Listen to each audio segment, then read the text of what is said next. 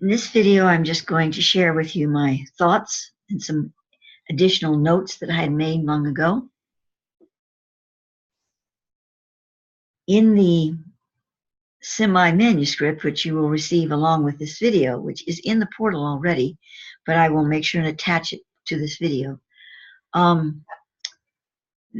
the end of that, there are some notes that I had made, and also the names of the characters, the main characters, and places and things, and what they mean, you know. And I'm not going to read all of that here because you do have it in the manuscript. But there are a few things that stand out within it. For instance, the Raismes, the guardian company of Thoth, members of the Raismes, which were given before, but there's a little more information here, and so I'm going to go over it just a little bit again. Tatat. I cannot say that name. I'm going to call him Thoth. It's actually spelled T-A-T-E-T-A-T. And I imagine every time I've said it, all the while I've been reading this, I've said it differently. I said this many times, but it's such an irony that someone who is extremely dyslexic would be given the task of these incredibly difficult for anyone sounding names, not only in this book, but in everything I've been doing for all these years, and I can't pronounce any of them. But I'm sorry, you'll just have to bear with me here. But anyway, I'm going to call him Thoth, because apparently that was his nickname, and I can see why. So Thoth, brother of Raismes, a musician who might today be called a musical therapist. Stefan, brother of Raismes, Stefan employed his psychic powers in service to the Thoth. Lhasa, sister of Raismes, whom I've been told by Thoth was my incarnation. Thoth's youngest sister was an adept of sacred geometry, as well as a master of using tones and chants for healing and manifestation. Right, wish I could do that now. Lhasa combined her talents to create and bring geometric forms into matter through sound. Eurytus, Thoth's master architect in the construction of the temple complex Raismes. Bardoka, a former Atlantean horsemaster and friend of Raismes' brother, Rashaset. Bardoka, I'm sorry, I didn't. Okay, that's period, you know. A former horsemaster and friend of Raismes' brother, Rashaset. There was, in my favor, there was actually a misplaced word in the text that I was reading here, so that's what threw me off. The next is Sha'Maia, a young woman whom Thoth had found working in a kitchen in the city of Corbel, and goes on to tell her story, which I've already told about her. Thoth reading her Akashic record, finding out she was one of the children captured by the nomads, and she was a fine seamstress and designer of sacred garments. Kantifa, a shipbuilder and initiate of the craft of Kailos, whose sun ships were highly prized the world over, and Imulin, an astronomer and astrologer of Egypt. Of course, it goes on and on with all these names, but those I wanted to repeat because some of the things there were different or added from what I'd written before. So now there's something here. It says a source translation of a passage from the lost book of Thoth, the Nor Fi Agia. And this is the quote from this lost book of Thoth. Whosoever receiveth the Agia Mundi, fifth potion, sitteth upon the throne of fire at the feet of Saphos. Herewith the book of the new order shall be opened, and the right-handed way shall be loosed from the sword, and the left hand will claim the hilt of valor, and the right hand the breast of light. Actually, this is from a previous issue of Temple Doors 190.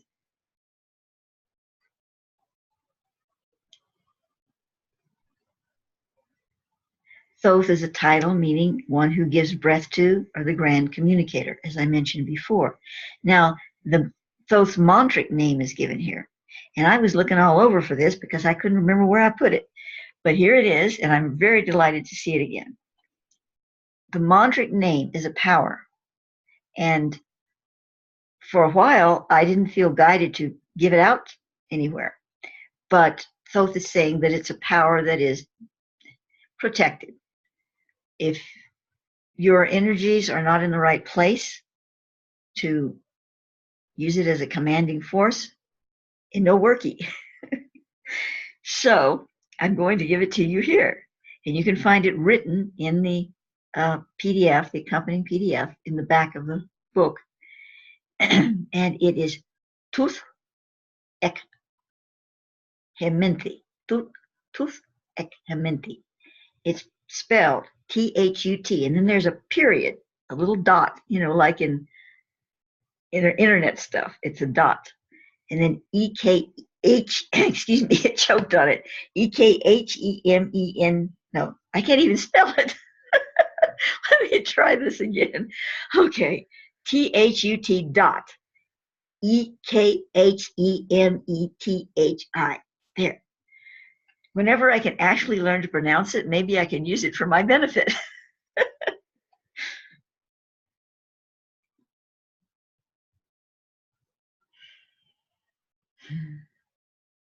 Okay, there's some more here.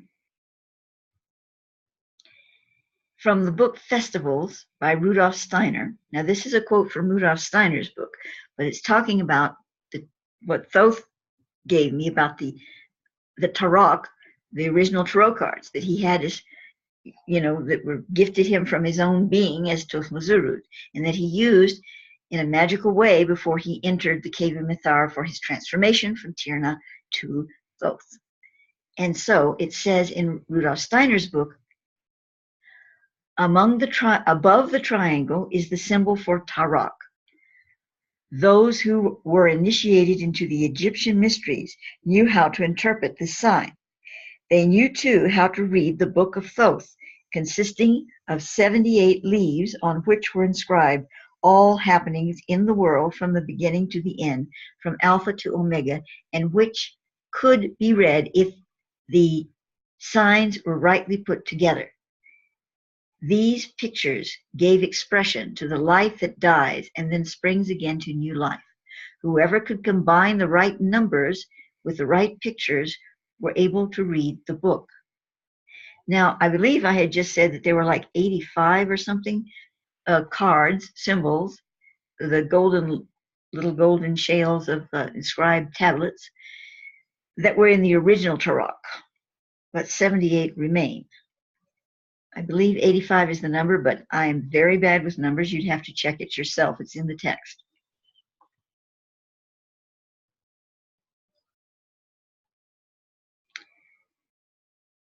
Hermopolis Magna Kemenu was known as the city of Thoth. But I must say that Hermopolis, what they're calling Hermopolis now in Egypt, Thoth says, is not Hermopolis. It was a sacred place, but it was not Hermopolis. That's why when we went into Egypt, actually physically, I actually went to Egypt in 1997. Thoth guided us to this other place. Actually, he didn't just guide us there. To be more accurate, several names were given of some surrounding areas, trying to find the one that Thoth said it was near the one that's being labeled as Hermopolis now, but it's not really the city of Thoth, or really the city of On. And so we, the Egyptian guide that knew all of these old places, not famous ones, but just old, gave us some names, and Thoth chose one. He said, this is the place. So when we went there, well, the story unfolded, and it was really an amazing experience.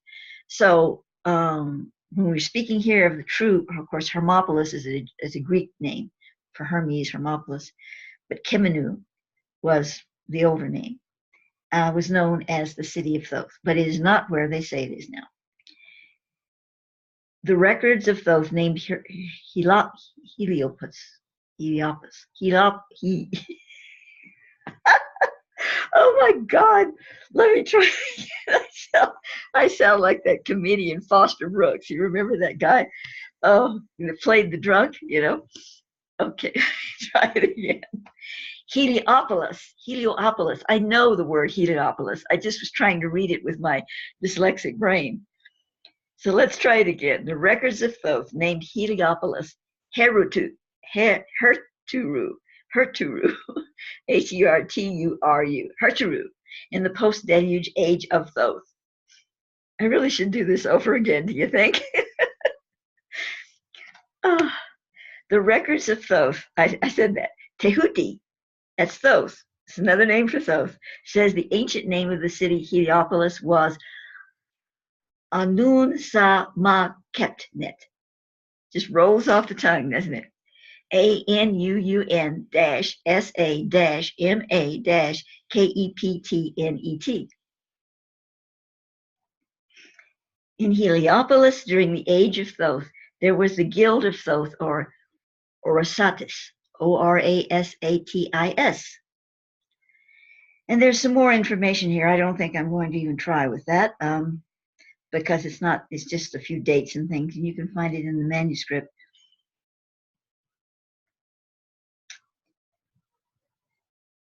Now, from Corinne Helene, this is a quote from Corinne Helene. In a discourse on initiation contained in the Book of Pymander, Hermes writes, quote, the object of all initiation is to bring the soul to see true beauty and to attain a knowledge of truth as far as we are permitted to do so.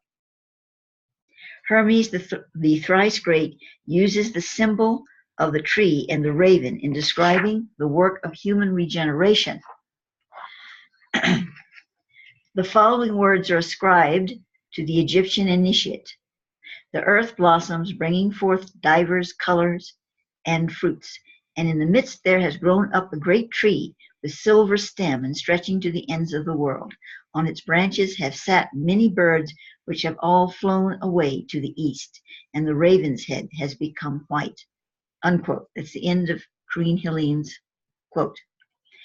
And I state, in a Dione session, Thoth came as a shaman named White Raven, which I now know was one of his shamanic names as Hiawatha, in the order of the sacred shield.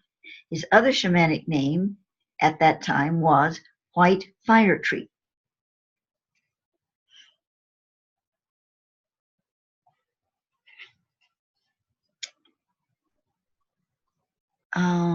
Let's see if there's anything else here.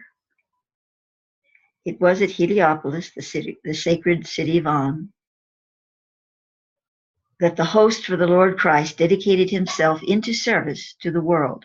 It was in this sacred city that Thoth Raismes made his home and created his temple and archival library, the Akuturim, or Labyrinth of Records. And so that does conclude everything I have to offer here. But I would like to just extemporaneously, if I can actually say that word, speak about some things that were in my mind as I read through this manuscript. I didn't make notes, so I probably lost most of them, but I'm going to try to speak to what I did read. First of all, I noticed, well, I always have difficulty reading, as you know, and it's not that I'm illiterate. In fact, I began reading at the age of 4. Well, actually, I memorized everything my mother had read to me, not everything, but some of the simpler things. And I was apparently reading, but I was not really reading. But I would turn the page. She said exactly where it was to be turned, as if I really could read, but I'd memorized it all. However, by the age of 5, I really was reading. And I was reading a lot better than I'm reading right now. I did not have dyslexia when I was a child. I was an excellent reader. But I have what I now have read about called adult dyslexia. And I can't explain it, but at some point, I started reversing things, and I don't know, my brain just couldn't hold on to it all. That doesn't affect what I receive, but writing it down to some extent. But writing it down isn't even as bad. Reading it back is the worst. And then, of course, I do have cataracts, and no glasses can help that. I'm hoping that the beamer that I have now will do the job, because I've been looking at witness testimonies that say beamer actually with the blood circulation, breaks up the cataracts in the eyes. So let us hope. But that won't solve the whole problem, but it certainly help a lot. So I apologize that all of the material that I read, except the very carefully rehearsed material that I put in my activational videos that are short, and I have this poetic verse or whatever I'm reading, that's done well because I do it over again and again and again, each little piece, until it is perfected. But I can't do that with all of this work, this volume that I'm putting out here and reading to all of you. So I just have to read it as I can. That said, I also have been told by Thoth, and I feel it in my being, that when I'm reading this material to all of you, and talking about it, but especially when I'm reading it, I am sending a signal. I'm being open to the signal coming through me, rather, that gives it a cosmic pulse, shall we say, despite my stuttering and carrying on, which is, kind of hard to believe, I guess, but that is what I have been told, and I actually feel it running through my being, even though I'm struggling with the words. Now, with this text, part of me just does not want to release it this way at all because I read it so poorly. But Thoth has got his hand on my shoulder and he's saying, no, this is what you're going to release. Because this was the reading of it the first time since I wrote it, probably, except for a few passages here and there. I have read that one chapter that Thoth delivered his speech, to the group of people. I've read that more than once, but not a lot. But the rest, I don't think most of it, I haven't read since then. So that made it more difficult as well, of course. But it also commanded a deep feeling, a passion in me, as you will have realized at portions where I simply was overcome and had to stop and start again. Now, I don't recall feeling that way when I wrote it. I was certainly inspired and involved in it, but I didn't feel like that.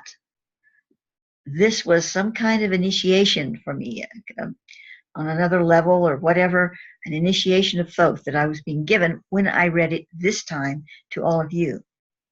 So to go back and read it perhaps better, because I've read it before, so it sounds better, Thoth says no, that this energy coming to you from the depths of Lhasa in my being was what needs to come forth now and what you need to hear.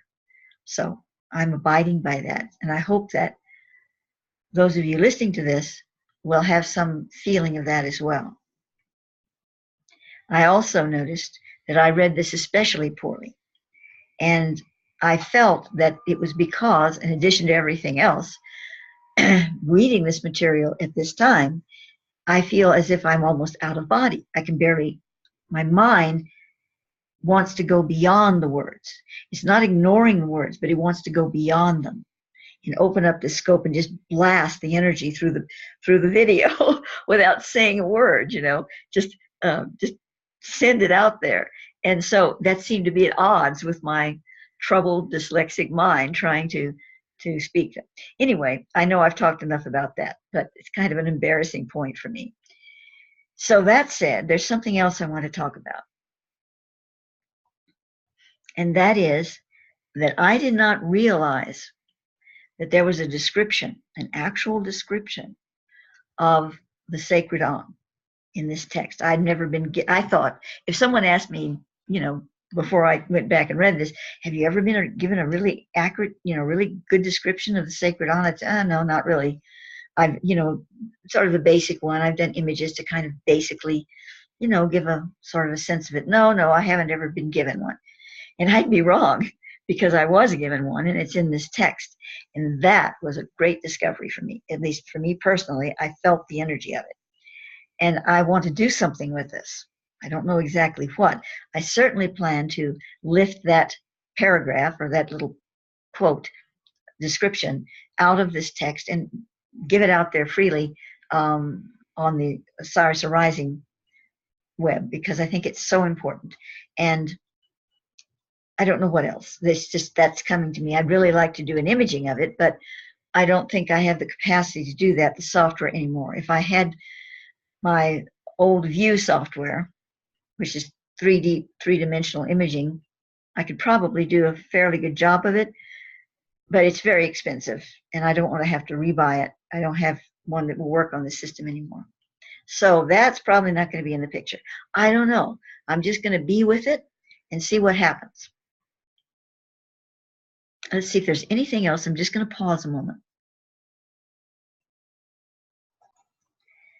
There was another thing, and that is the character of Thoth, Raismes of Aphra. This is this high illumined being, and he was a high illumined being even as Tirna. We're speaking of his soul here.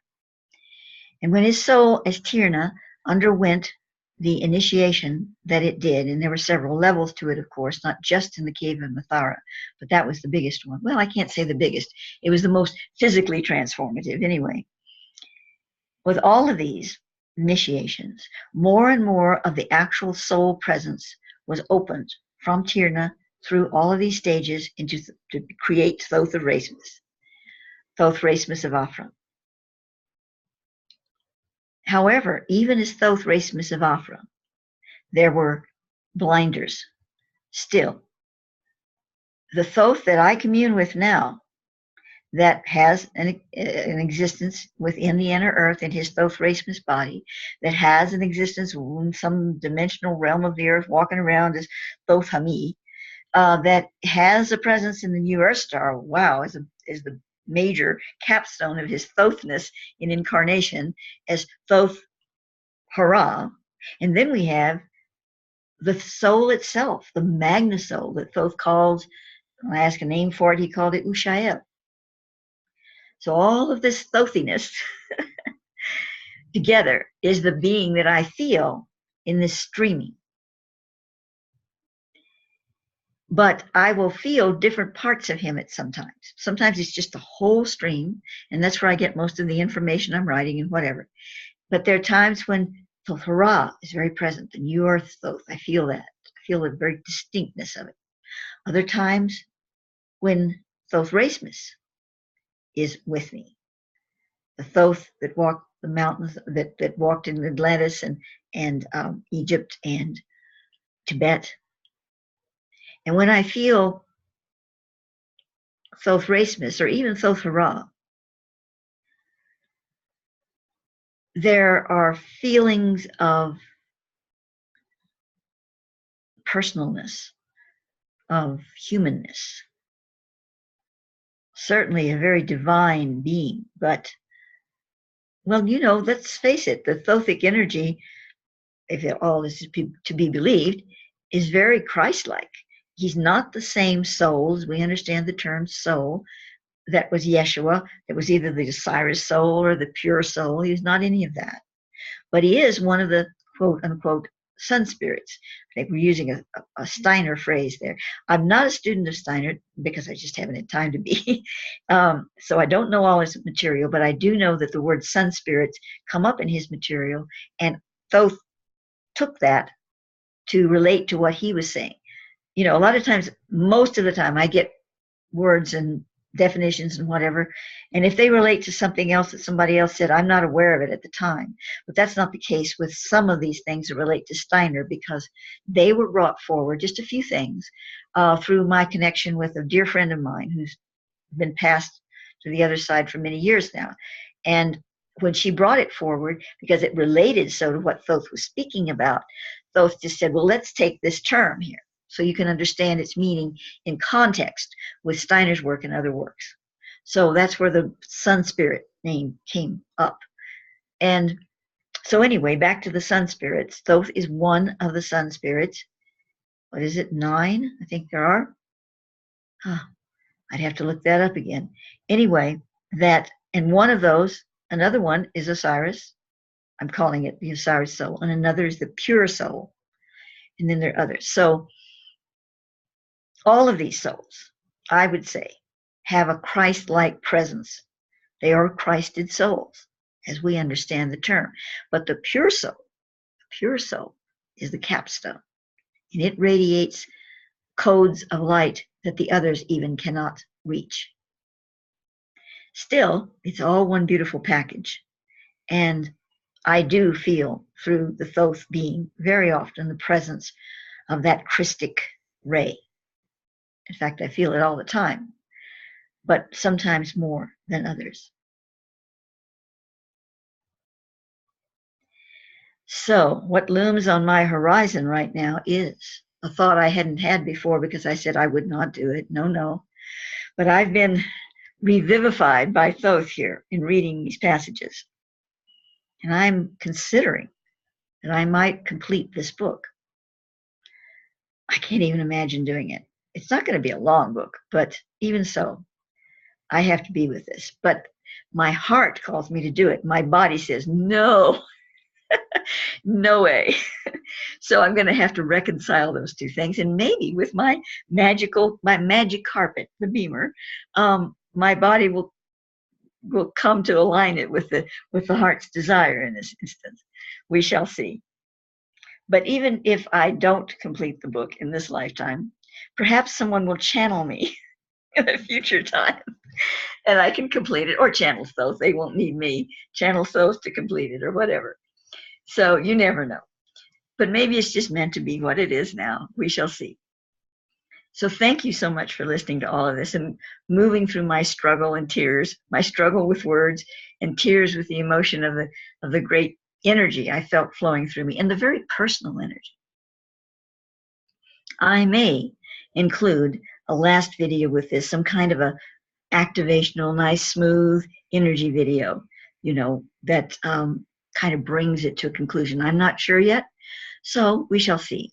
But otherwise, I say aloha, because I'm feeling that the heart of Hawaii is in me right now. I don't know why, but I just feel that energy, that smooth aloha light that's flowing through me from my something like, 14 years I lived there on Kauai, is still very much a part of my spiritual presence and being. And even though Atlantis is not Hawaii, Lemuria was, there's something about the whole energy of this experience that brings me back to that moment in time of the dedication that began in Lemuria, that began in Mu, that was brought into Atlantis and continued by Thoth. For he was one of the souls, I'm not sure, I think it's one of 5 souls of what he calls Lord Melchizedek, to give us a term we can understand, that entered into Mu in the ancient days and established the heaven houses, established the first Grail family, that then moved into Atlantis, and that was on the Isle of Ruta and still is in the ascended version, and that is the divine orchestrator and guardian of the sacred On as it sits over here now in the crest in the stone mountain. I said I was going to end this, but I have some other thoughts here, so I'll continue for a moment.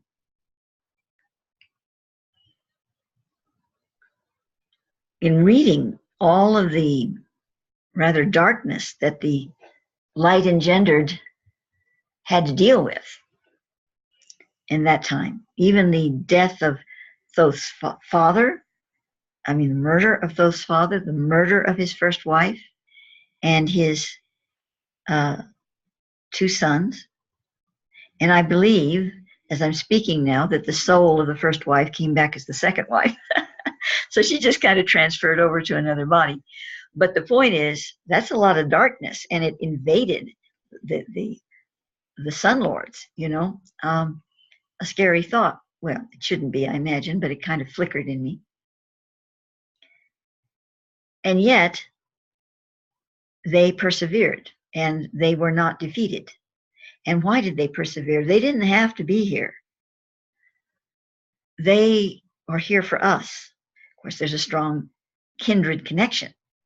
And so when I say didn't have to be, well, they did in a way, because that kindred connection beckoned them. But it beckoned their higher selves, which is their only self, and It was something that they gave selflessly of, and they still are giving selflessly of. And we are now in the midst of the black magicians, more so than we have been in a long, long time. And yet, we are also in the midst of the solar lords. Even if they don't walk among us like they used to, they are here for us.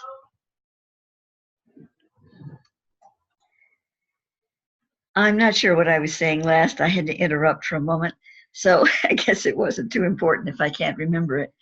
Let me see if I can go back a moment into my brain. I believe I was talking about how important this time was. Ah, yes, that the solar lords are with us again, even though they aren't physically with us. And I am sensing this more and more all the time. I don't know, I can't put it into words, but they are prepared to guide us into dealing with the dark magicians, black magicians, whatever you want to call them. And the time is very near. In fact, it's happening as we speak in many ways.